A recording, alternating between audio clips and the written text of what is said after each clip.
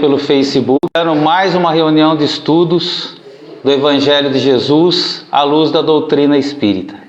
Eu convido a todos vocês nesse momento para que juntos, unindo os nossos bons sentimentos, nossos bons pensamentos, elevemos a nossa prece a Deus, nosso Pai, a Jesus, aos bons espíritos, pedindo muita paz, harmonia, bom entendimento das lições que vamos estudar hoje e a proteção necessária.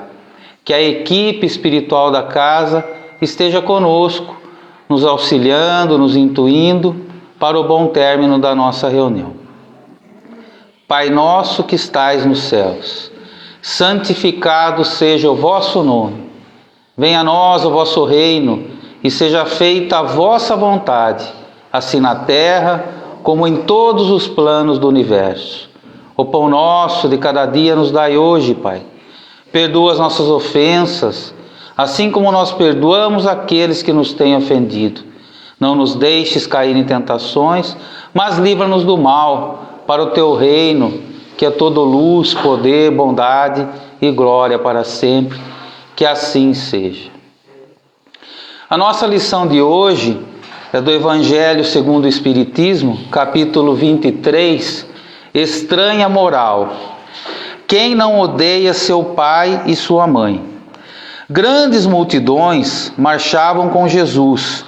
Ele se voltou e lhes disse: se alguém vem a mim e não odeia seu pai e sua mãe, sua mulher e seus filhos, seus irmãos e irmãs e até sua própria vida, não pode ser meu discípulo. E quem não carrega a sua cruz e não me segue, não pode ser meu discípulo. Assim, todo aquele entre vós que não renuncia a tudo o que tem, não pode ser meu discípulo. Evangelho de Lucas, capítulo 24, versículos 25, 26, 27 e 33. Aquele que ama seu pai ou a sua mãe mais do que a mim, não é digno de mim. Aquele que ama o seu filho ou sua filha mais do que a mim, não é digno de mim. Evangelho de Mateus, capítulo 10, versículo 37. Certas palavras, de resto bem raras, tomam um contraste tão estranho na boca do Cristo, que instintivamente se recusa seu sentido literal. E assim, a sublimidade de sua doutrina não é ferida. Escritos após sua morte, já que nenhum evangelho foi escrito enquanto vivia, é permitido acreditar que, nesse caso, o fundo de seu pensamento não tenha sido bem expresso, ou, o que não é menos provável, que o sentido primitivo possa ter sofrido alteração ao passar de língua a outra. Basta que um erro tenha sido cometido uma primeira vez para que seja repetido pelos copiadores, como se vê frequentemente nos fatos históricos.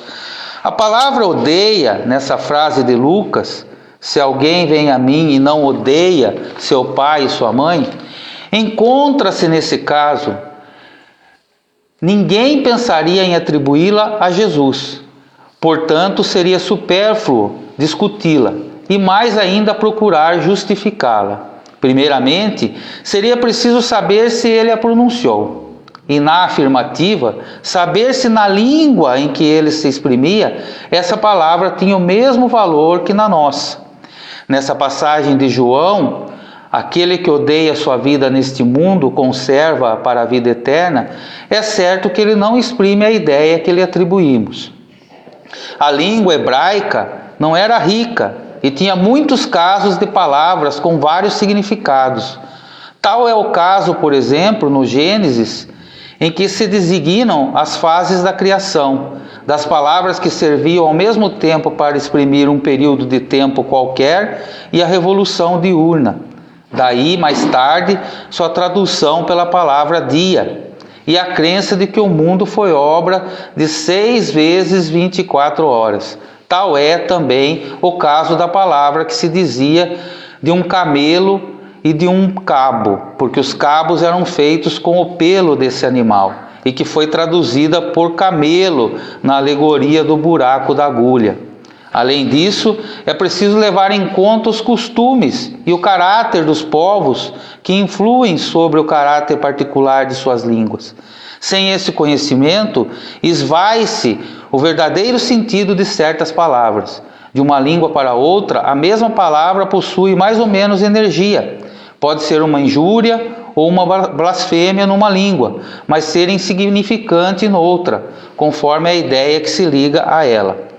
Na mesma língua, certas palavras perdem seu valor em alguns séculos de distanciamento. Por isso, numa tradução rigorosamente literal, nem sempre se restitui o pensamento com perfeição. E para ser exato, por vezes, é preciso empregar não palavras correspondentes, mas palavras equivalentes ou perífrases. Essas observações terão uma aplicação especial na interpretação das Santas Escrituras e particularmente dos Evangelhos. Se não se leva em conta o meio em que Jesus vivia, corre-se o risco de enganar-se sobre o valor de certas expressões e de certos fatos em consequência do hábito que se tem de comparar o outro consigo mesmo. Por isso, é preciso separar da palavra odiar a sua moderna acepção, por ser contrária ao espírito do ensinamento de Jesus. Antes de nós entrarmos na lição propriamente dita, nós vamos falar um pouquinho dessa questão das traduções, né? A palavra odiar, como tantas outras, teve o sentido alterado nas traduções. O sentido, o significado que faz melhor entender a frase de Jesus é amar menos. Então, se nós trocarmos aqui, quando Jesus diz assim: aquele que não ama menos seu pai e sua mãe, sua mulher e seus filhos, seus irmãos e irmãs e até sua própria vida, não pode ser meu discípulo. O amar menos aqui está nos ensinando a ter menos apego às coisas materiais. Então, menos apego às coisas, às pessoas e até à nossa própria personalidade. Então, é o desapego que ele está ensinando para nós, né? E amar menos não significa não amar. Amar menos significa que nós devemos sim amar essas coisas, amar a nossa família. Mas nós devemos amar principalmente o sentido de nós estarmos aqui, né? Que é de nos melhorarmos, de vivermos moralmente e intelectualmente melhores.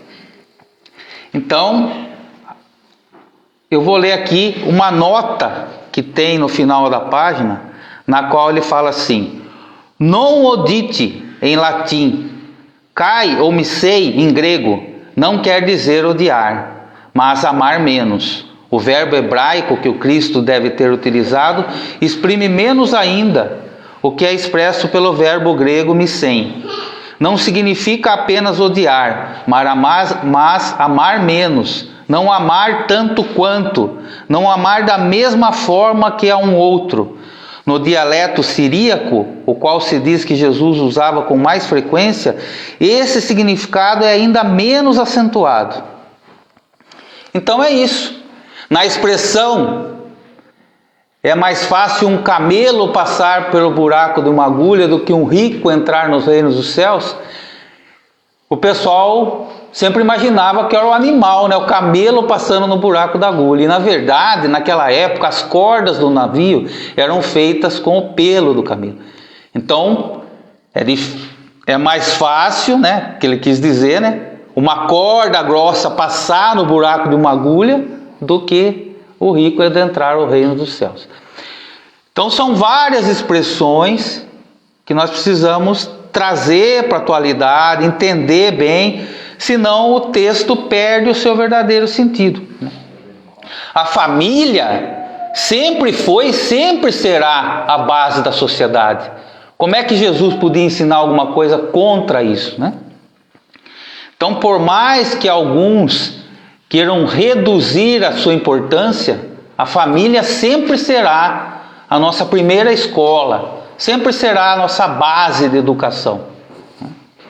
Então, e quando ele fala aqui no mesmo versículo, renunciar a tudo que tem, então ele não está falando só da família, né? Significa que o que nós temos ficará aqui, né? E o que nós somos, nós levaremos conosco onde estivermos. Nós seremos onde nós estivermos. Os verbos são diferentes, né? Então, nós temos amigos, nós temos trabalho, nós temos família, nós temos um corpo físico. Mas quem nós somos? Espíritos em evolução. E trazemos e levamos conosco para qualquer lugar as nossas conquistas morais e intelectuais. Esses são os atributos do Espírito: inteligência e virtudes, ou vícios. Então essas conquistas nos trouxeram até onde nós estamos hoje. Para uns podem ser muitas conquistas, para outros poucas, mas todos nós a temos.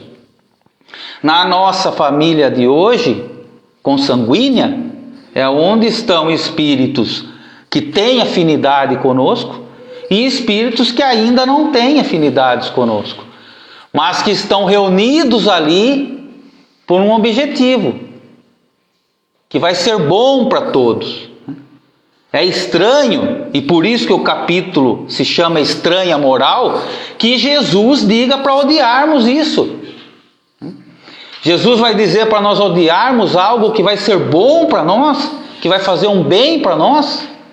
É mais coerente que ele diga: não ame mais isso, do que a busca pelo seu aprimoramento moral e espiritual que eu estou lhe apresentando, que eu estou proporcionando para você. Porque a nossa passagem aqui na Terra é muito rápida em relação à eternidade, em relação à imortalidade. Então nós temos que amar mais o aprendizado aqui da Terra. É esse aprendizado que nós vamos levar, né? E não significa que não devemos amar a família. Aliás, é bom lembrar que nós somos uma grande família universal de espíritos criados todos pelo mesmo Pai, por Deus, né? Nós somos uma grande família, mas cada um é único, né? Nós somos únicos, embora nós tenhamos muitas coisas em comum. Os verdadeiros laços de família são, portanto, os laços espirituais. Não são só os laços consanguíneos, são os laços de simpatia, de comunhão, de pensamentos, que unem os espíritos. Antes dessa encarnação, durante essa encarnação e depois dela. Eu vou ler aqui 2 perguntas do Livro dos Espíritos, nas quais Kardec pergunta sobre os laços de família. Vamos lá. 774. Há pessoas que deduzem do abandono dos filhotes pelos animais, por seus pais, que no caso do homem, os laços familiares são apenas o resultado de costumes sociais e não uma lei da natureza. O que devemos pensar disso? Resposta: o homem tem um destino diferente dos animais. Por que então sempre quer comparar-se a eles? No homem há algo além das necessidades físicas. Há a necessidade de progresso. Progresso espiritual, progresso moral e intelectual.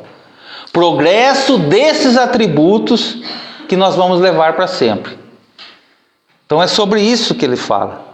Os laços familiares fortalecem isso, né?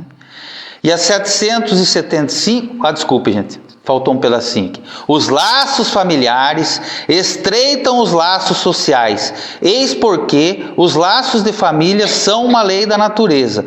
Deus quis, dessa forma, que os homens aprendessem a amar-se como irmãos. Vejam a importância da família. E na 775 ele vai perguntar assim: para a sociedade, qual seria o resultado do afrouxamento dos laços de família? Se acabasse a família na sociedade, ele está perguntando, uma recrudescência do egoísmo. O que significa recrudescência? Um aumento num nível de epidemia. Uma epidemia de egoísmo na Terra, se não houvesse a instituição chamada família. É isso que aconteceria, ele responde para nós. Sem a família nós teríamos muitos problemas. Por isso ele diz que ela é uma lei da natureza, para preservar e aumentar o amor. E junto com a lei natural também da reencarnação, porque a reencarnação é uma lei natural, quer nós queiramos ou não, nós vamos reencarnar. Podemos ainda passar muitas encarnações na Terra, sinto muito comunicar. Tem espírita que acha que é a última encarnação dele na Terra. Talvez seja, porque se ele não acompanhar a evolução do planeta, ele vai para outro piorzinho. Então, nós vivemos uma vida só, em várias existências. Essa que é a diferença. Então, tanto a lei natural da família, como a lei natural da reencarnação, aumentam a nossa capacidade de amar, proporcionam para nós o contato com cada vez mais espíritos, que, como eu disse agora há pouco, é o que realmente importa, porque nós somos uma família universal, nós somos uma grande família. E quando Jesus diz, ame mais a mim, que eu estou mostrando esse caminho para que você possa aumentar a família espiritual, faz mais sentido. Quando Jesus diz, ame mais a mim, porque eu trago verdades sobre a vida espiritual, porque eu estou ensinando a vida que realmente vale a pena ser vivida, faz mais sentido. Muda muito o sentido da lição para nós, quando esse ponto de vista nos é apresentado. Uma leitura rápida da lição, uma tradução errada, equivoca totalmente a nossa interpretação. Então nós temos que pegar o ensino espiritual por trás dessa frase. Jesus nos ensina que nós devemos amar o próximo como a si mesmo, não é isso? E onde está o próximo mais próximo? Não é aquele que vive debaixo do mesmo teto que nós? Esse é o próximo mais próximo, que deve ser amado. E na escola do lar, onde nós somos colocados, nós aprendemos a amar umas poucas almas, para que um dia nós possamos amar a humanidade inteira. Essa é a nossa lição de hoje. Eu convido vocês, mais uma vez, para que juntos nós possamos unir os nossos bons sentimentos, os nossos bons pensamentos em torno da prece. Primeiramente, agradecendo a Deus, nosso Pai, a Jesus e aos bons espíritos por mais essa bela lição que nos foi trazida na noite de hoje. Que nós possamos levá-la no nosso coração, na nossa mente e relembrar dela nos momentos difíceis lá fora, nos momentos difíceis de convivência, lembrar do objetivo de nós vivermos em família, de nós vivermos em sociedade. Vamos agradecer a equipe espiritual da casa, pedindo a fluidificação da nossa água e que sejam aplicados os passes regeneradores à distância para todos aqueles que enviaram seus pedidos de ajuda à nossa casa espírita.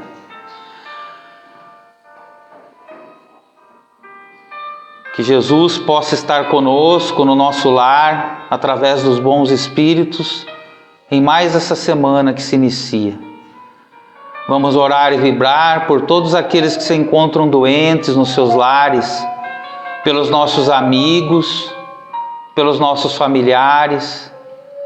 Orar e vibrar por todas as instituições sociais das nossas cidades, para os trabalhadores, voluntários e assistidos desses lares, pelos hospitais, pelas equipes médicas, da enfermagem, da limpeza, para os acompanhantes, voluntários e pacientes que lá se encontram.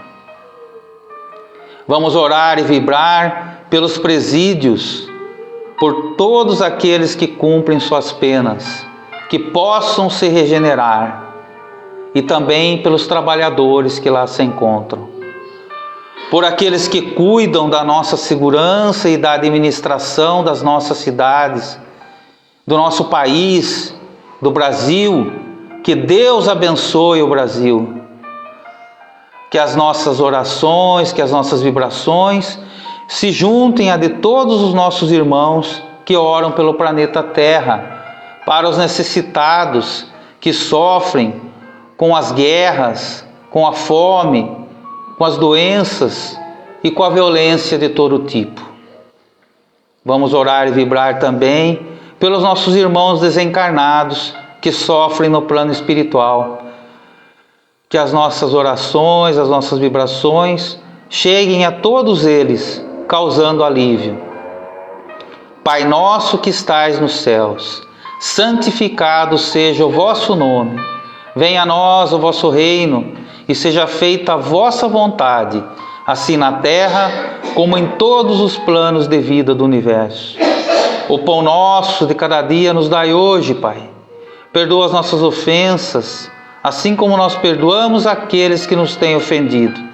Não nos deixes cair em tentações, mas livra-nos do mal, para o teu reino, que é todo luz, poder, bondade e glória para sempre.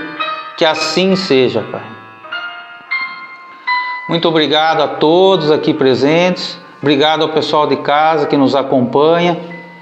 Que Deus os abençoe e Ele assim nos permitindo, nós estaremos novamente juntos na próxima segunda-feira, às 8 da noite. Um grande abraço a todos.